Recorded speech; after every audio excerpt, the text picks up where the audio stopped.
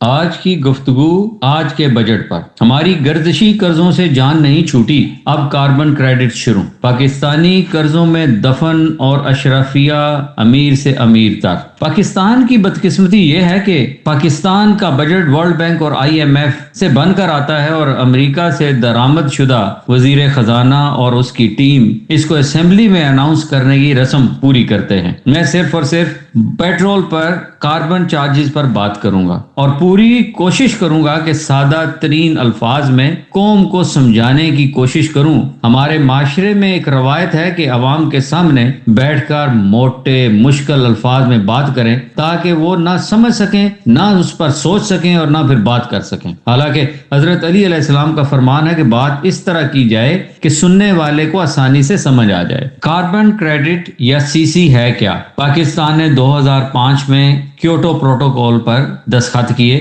اس وقت کی حکومت نے دستخط کر کے پاکستان کے مستقبل کو گروی رکھ دیا۔ امریکہ خود اس کا دستخطی نہیں ہے بلکہ پوری دنیا کو لوٹنے کا ایک طریقہ بنایا، اور اب پاکستان کا ہر فرد جو پیٹرول خود استعمال کرتا ہو یا عوامی سواری چھوٹی سے چھوٹی استعمال کرتا ہو، اس پر دینا لازم ہو گیا۔ کاربن کریڈٹ ہے کیا؟ یونائٹڈ نیشن کا ایک ادارہ UNFCCC پاکستان کا سروے کرتا ہے اور فیصلہ کرتا ہے کہ پاکستان میں کتنے جنگلات اور دوسرے انوائرمنٹل فرینڈلی چیزیں ہیں جس سے حکومت پاکستان کو کاربن کریڈٹس ملتے ہیں، اور دوسری طرف یہ ایجنسی یہ بھی فیصلہ دیتا ہے کہ پاکستان انوائرمنٹ کو کتنا نقصان دے رہا ہے اور اس کا جرمانہ پاکستان کے ہر فرد کو ہمیں دینا ہوگا۔ مزے کی اور پتے کی بات یہ ہے کہ وہ کاربن کریڈٹس ہمیں ملے، ہم نے ان کو بیچ دیا اور چند بد دیانت اور ذمہ دار لوگ ارب پتی بن گئے، لیکن ملک اور قوم کو صدیوں کے لیے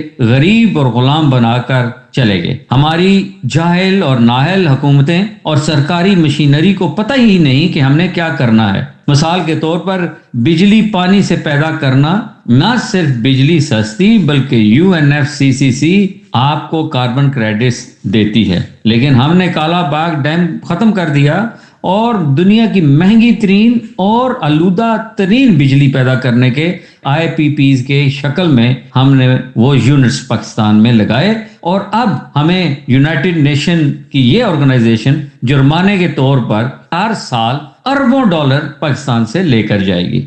جنگلات ختم اور نئے جنگلات لگانے کا رواج ہی نہیں بلکہ اربوں روپے کے جنگلات صرف الفاظ اور کاغذوں میں لگا دیے گئے۔ پاکستان دنیا کے چند ممالک میں ایک ملک ہے جس کے 25 کروڑ انسانوں کا کچرا فضلہ ان کی موت کا باعث بنتا ہے، کوئی ری سائیکلنگ سینٹر نہیں ہے۔ اس پر UNFCCC جرمانہ لگاتی ہے اور ہمیں پھر کاربن کریڈٹس خرید کر جرمانہ دینا پڑتا ہے۔ الیکٹرک گاڑیوں پر جرمانہ نہیں، آج پیٹرول ڈیزل کی گاڑیاں، ٹرانسپورٹیشن سسٹم، ہمارا ریلوے کا سسٹم اور ایئر لائن، اس طرح کی ساری جو انوائرمنٹل نان فرینڈلی چیزیں ہیں ان پر بھی جرمانہ عائد ہوتا ہے اور ہمیں اس کے پیسے دینے پڑتے ہیں۔ میری قوم سے اپیل ہے کہ آج سے ہم سب ایک سوچ رکھیں بلکہ آواز اٹھانے کا آغاز کریں کہ ملک دشمن معاہدے ختم کر کے ان کو عوام کے سامنے لایا جائے۔ بے شک وہ فوت ہو گئے ہوں کیونکہ وہ پاکستان کے یزید ہیں، اور یزید کو ہر روز نفرت کا نشان بنانا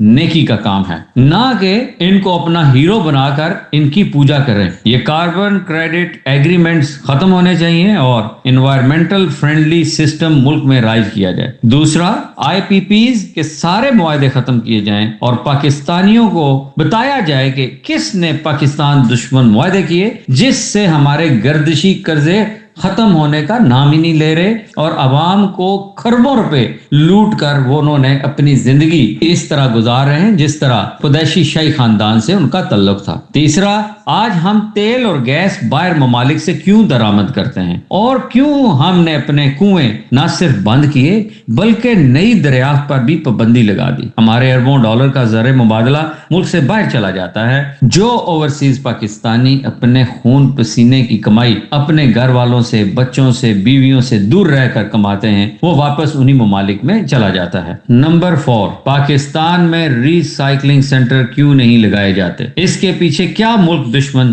سوچ ہے؟ पांचवा, पाकिस्तान में डैम क्यों नहीं बनाए जा रहे जो कि सस्ती तरीन बिजली और अपाशी के भी काम पानी आता है, मगर काला बाग डैम खत्म करने बिलावल और पीपल्स पार्टी हीरो बनने की कोशिश कर रहे हैं। हालांकि इस पर एक JIT बननी चाहिए ताकि भारतीय काला बाग सियासत बेनकाब की जाए। हमारे पास कोई और चॉइस नहीं है कि हम अपने पाकिस्तान को रहने के काबिल एक मुल्क बनाएं और अपने आने वाली नस्लों के लिए बेहतर करें। मेरा पाकिस्तान के हर फर्द से ये अपील है कि अपने लिए और अपने आने वाली नस्लों के लिए आवाज उठाएं और इस करप्ट माफिया को की पूजा करने से बचें। इन्होंने पाकिस्तान को आज इस निज पर लगा दिया है कि वजीर खजाना को ये कहना पड़ा कि ये जो बजट है हम सारा पैसा उधार लेकर आते हैं और उसकी बुनियाद पर बजट पेश करते हैं।